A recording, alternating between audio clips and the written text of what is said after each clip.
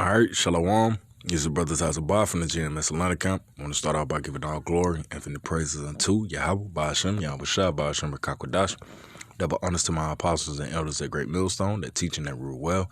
Salutations unto the Akim throughout the four corners that are putting their life on the line week in and week out. And salutations to the few women and children that subscribe to this truth and faith and sincerity, all charity and subjection, because that is the key.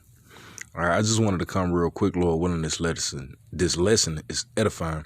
And do a quick hit on this consuming fire because it was asked, posed as a question as to what does this mean, and it simply means the missiles, the Most High being the consuming fire, because the Most High He is in everything is of Yahawah Yahawashi. So when He say He's a consuming fire, no fire is burnt on the planet Earth without the commission of the Most High. So you think His Spirit would not be with it? All right.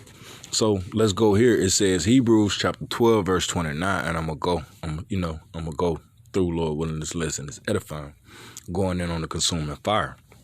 This is Hebrews 12 and 29 to lock you. For our power is a consuming fire. All right.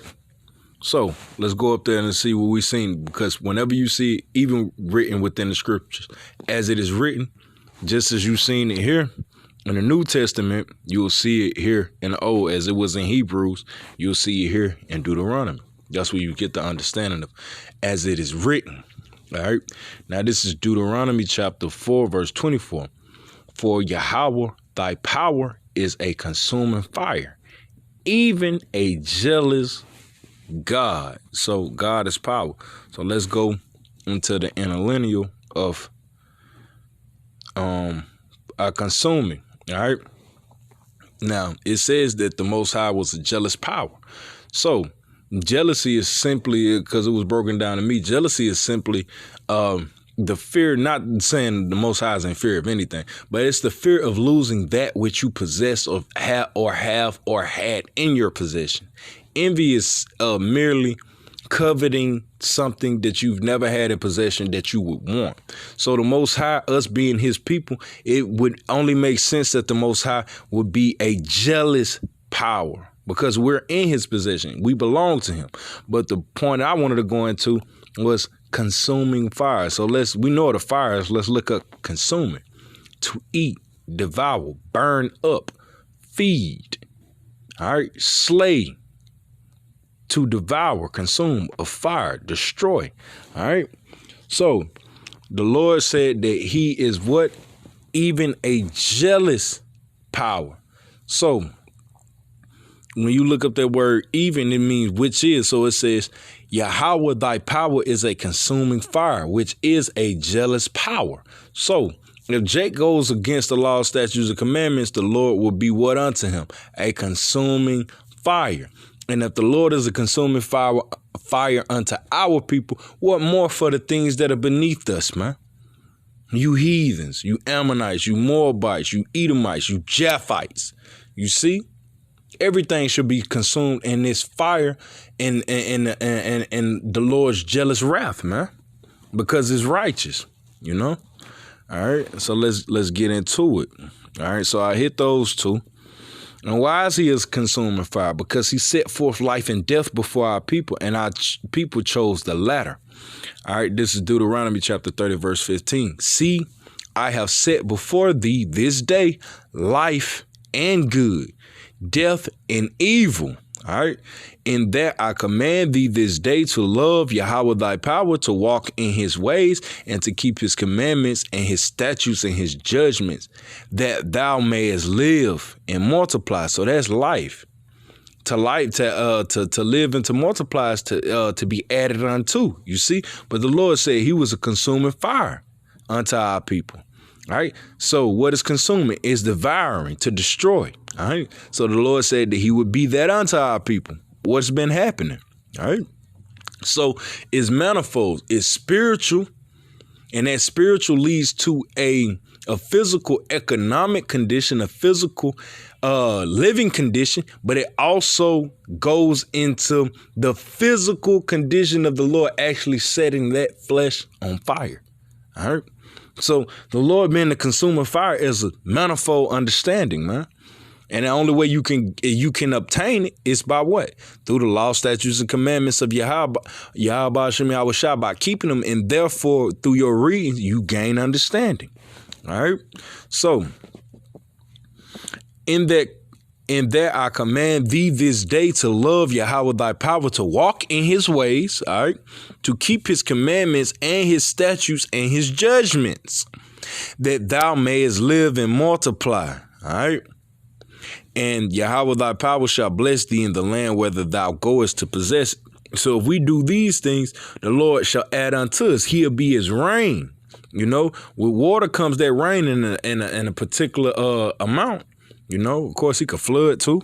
But these are all the things of the Lord, because fire brings forth life afterwards. But what is grievous in the process when fire touches you. And that's what I'm speaking on. The grievous part of Yahawashi, Yahawashi setting our people on fire. You know, what more for the world? Because after this fire that the Lord sends amongst the nation of Israel, ain't going to be no more need. Is all that's going to spring from this fire within this particular righteous force is good seeds, man, because it's going to start with the elect, and all the 2/3 are going to come through the loins of the elect. You see, but the only way a lot of the 2/3 are going to be brought back is through what? Through that fire, man. They're going to, before they be brought back, they're going to have to go through that fire. You see? All right. Now, the Lord said that he set forth life and death before us. All right. Now let's go here.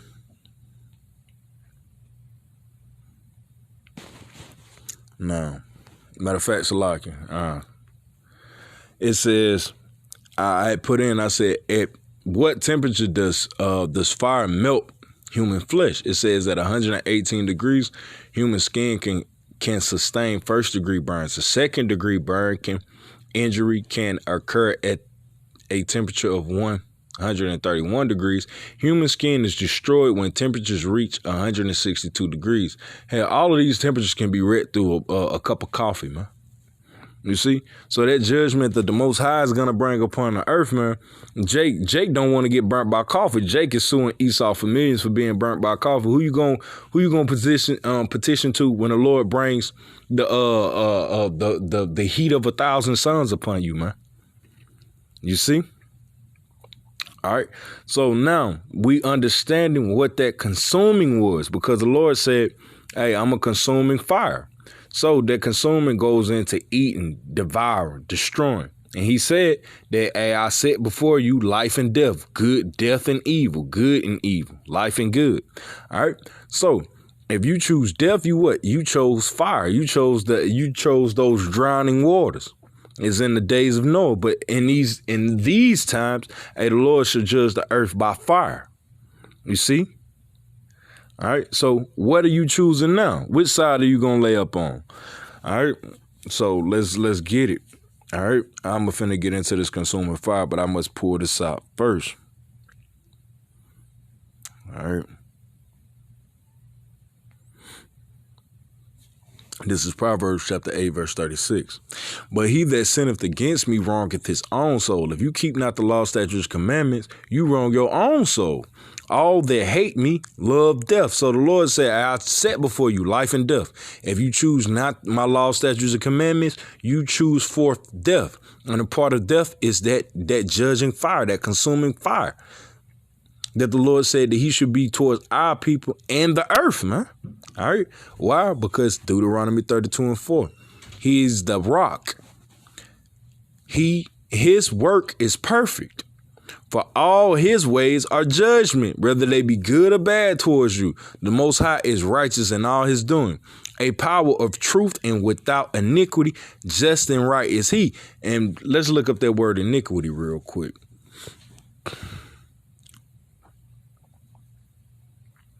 Now you see, say want to play. All right. Let's see if it'll pop up this time.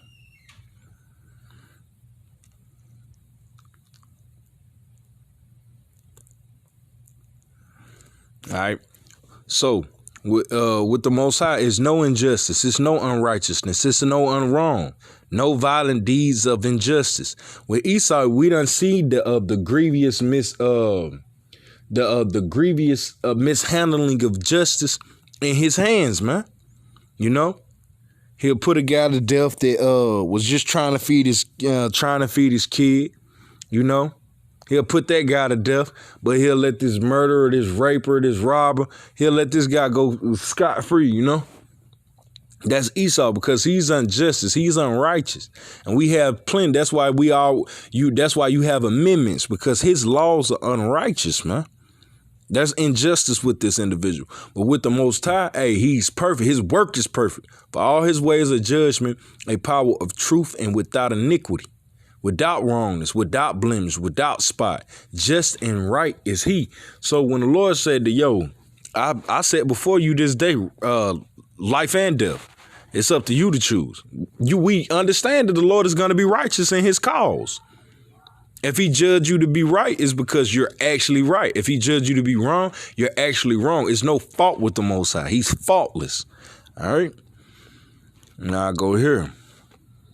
So with the Most High being faultless, that jumps back to Proverbs. So if you sin against the Most High, you ain't sin against you. You ain't wrong him. You wronged your own soul, because hey, you love death, man. Because to choose the side of the Most High is life.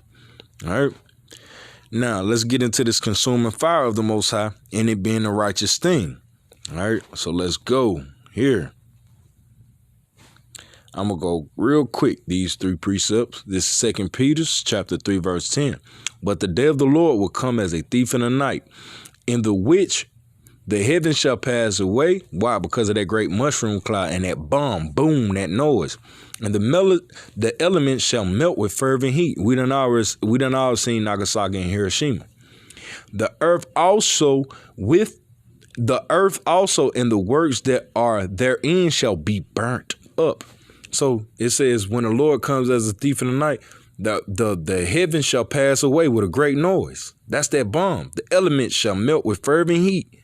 And it says all the works that are therein shall be burnt up. What that sound like? Thermonuclear fire. But he said he was a consuming fire. And the greatest consuming fire on the planet Earth right now, it ain't what you would call a volcano, because volcanoes are not located everywhere. It would be your thermonuclear missiles, your intercontinental ballistic missiles. All right. So with that being gotten, let's go here. To prove, hey, the Lord is all for it, man.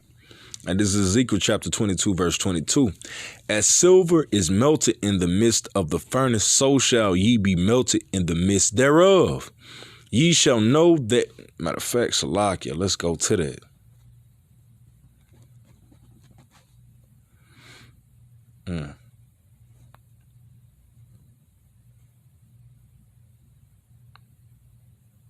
Oh, it's a lot. Let me make sure.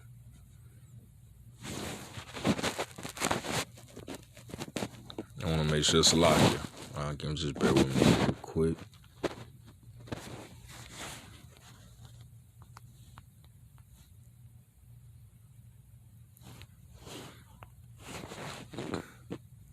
Start moving. Crazy. All right. This is Ezekiel chapter 22, verse 20. As they gather silver and brass and iron and lead and tin in the midst of the furnace to blow the fire upon it, to melt it, so will I gather you in my anger. All right. So that's alluding to the next precept that I shall bring before. I shall bring hereafter, Salat. So will I gather you in my anger, and in my fear I will leave you there and melt you. All right. It says, yea, I will gather you and blow upon you in the fire of my wrath. Ye shall be melted in the midst thereof. As silver is melted in the midst of the furnace, so shall ye be melted in the midst thereof. And ye shall know that I, Yahawashi, have poured out my fury upon you. So this is that fire, you see? The Lord's telling you, it's like, yo, I'm gonna pour it out upon you. Just as I gather silver, brass, tin, lead, metal, hey, I'm melting you. And the only way you can melt anything is through what? Through fire, you see? All right. Now, this is be the last precept I pull out. All right.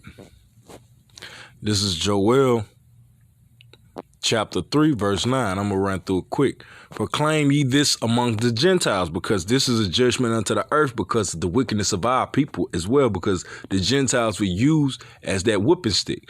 Prepare war, wake up the mighty men.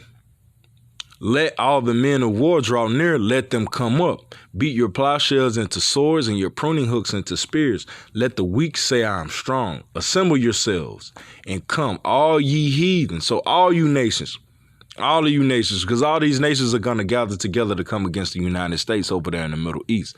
And gather yourselves together round about, hither, thither, cause thy mighty ones to come down, O Yahawashi. Let the heathen be awakened and come up to the valley of Jehoshaphat. For there will I sit to judge all the heathens round about. That goes to you Europeans, you Ammonites, you Moabites, you Japhites, because we ain't finna get into the modern day names, because all y'all do is just y'all just get hurt or whatever and have brothers' videos flagged. All right. So it says, for there will I sit to judge all the heathen round about. And who is speaking? This Yahawashi. All right. Put ye in the circle, for the harvest is ripe. Come down. Come get you down, for the press is full, the fats overflow, for the wickedness is great. Multitudes, in the valley of decision. For the day, so that's Armageddon, the valley of decision. For the day of Yahawashi is near in the valley of decision. So that's that fervent heat that the Lord is talking about. He's going to gather all of these heathens. That's those metals that he spoke of in the previous precept. He's going to gather all of those and he's going to melt you, man. Included with our people, the silver and the gold, because that's what our people are equated to. All right. But that's all I had through the Spirit. Lord willing, this lesson was edifying. I want to end off by giving all glory and infinite praises unto Yahawah. Till the next time, shalom.